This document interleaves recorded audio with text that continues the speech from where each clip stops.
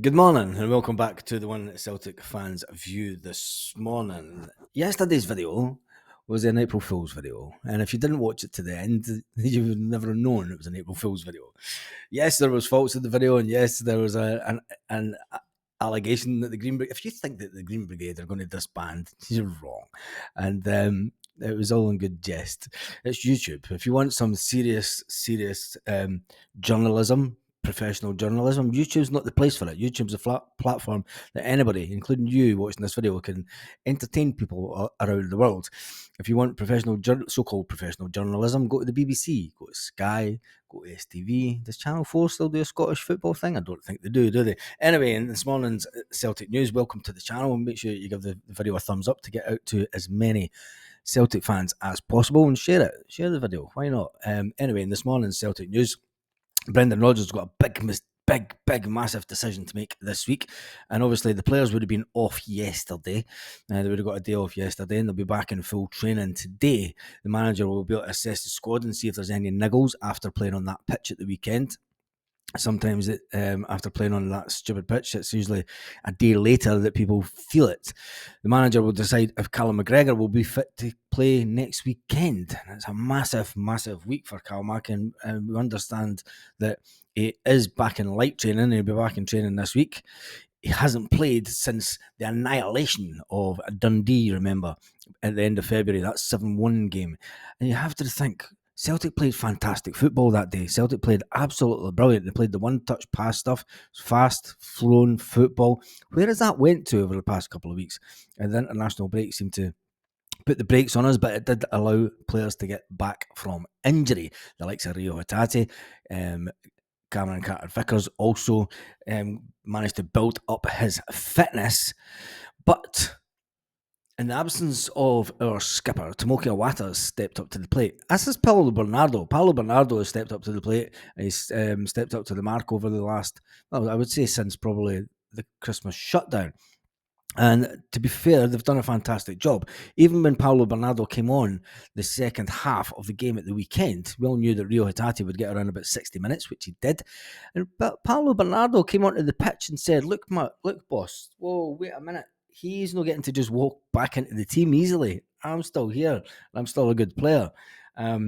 So, you've got a decision to make for the game next week. And Paulo Bernardo will feel it a little bit. He'll feel a bit aggrieved, I would have thought, after playing reasonably well over the last couple of months for Rio Hatate to just walk back into the team. But then again, it's Rio Hatate. Rio Hatate, a player that absolutely bossed the midfield at the weekend.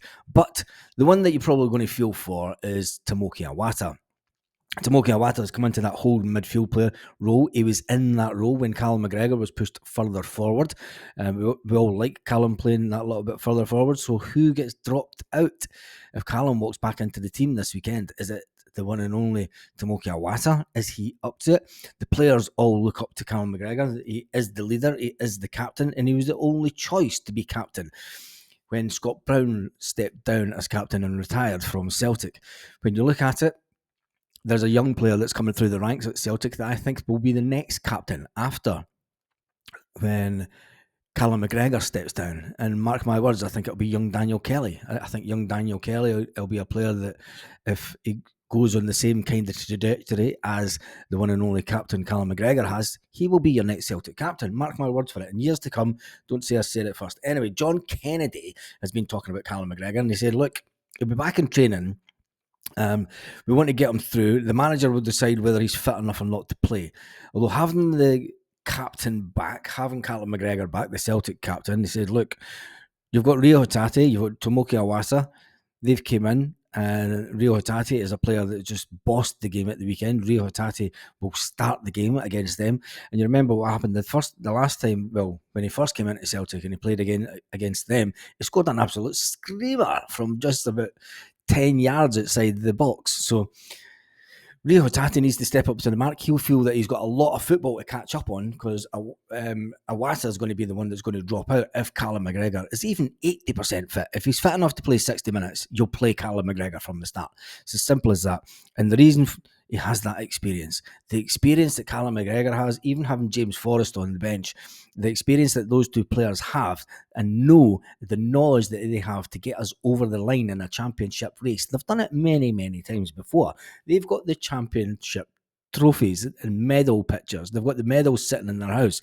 They know what it takes. That kind of experience is invaluable to this team. And that's why it's imperative that we get Callum McGregor back for the game at the weekend. But you have to feel for Iwata. He's done not a lot wrong. In fact, the team selection is going to be probably one of the hardest team selections of the season. Could you imagine if we'd had this team fully fit this season? There is absolutely not a chance in hell would we be in the position we're in. We would still be about 10 points clear.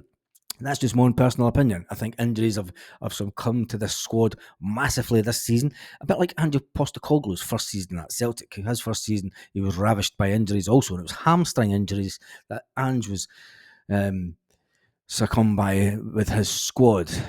In the run-in, there is only 7 games to go now, and I think it's imperative that we get all our players. And it's good. It's kind of good that all the players are coming back to being fit at the same time.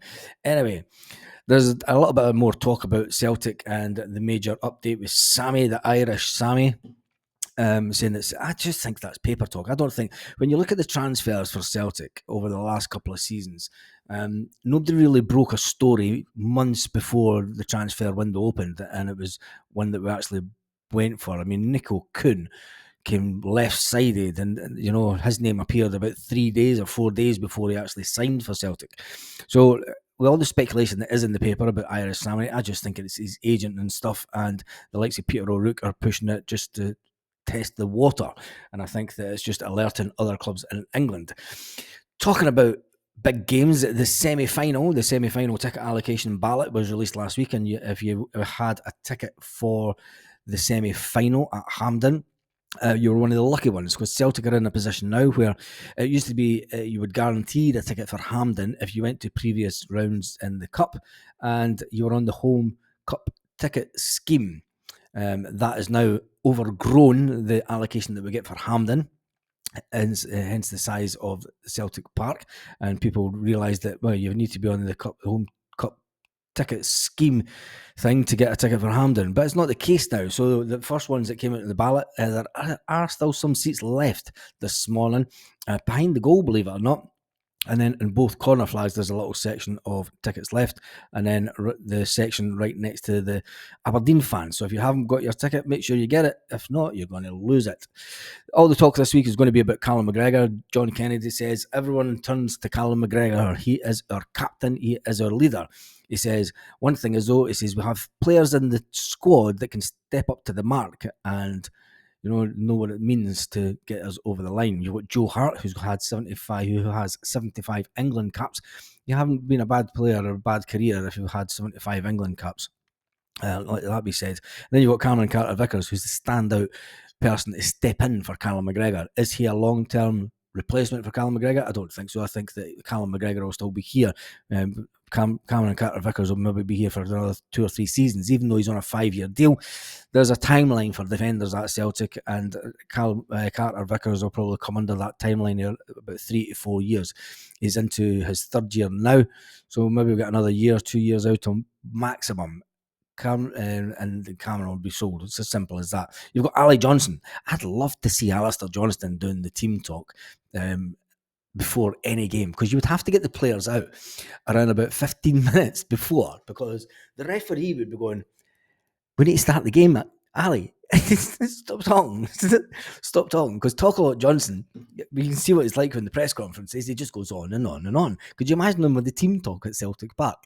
It would get the players riled up, but they would be like, come on, Ali, we need to get the game started, man. Shut the fuck up.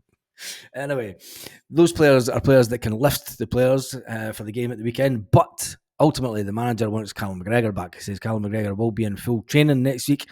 The manager will decide whether he's fit enough or not to play.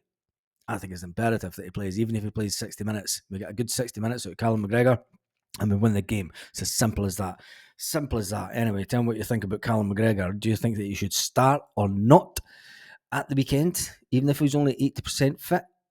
And who do you think will get left out in that midfield? For me, it's going to be Tomoki Iwata, unfortunately. And on that note, have a fantastic day, Celtic fans all around the world.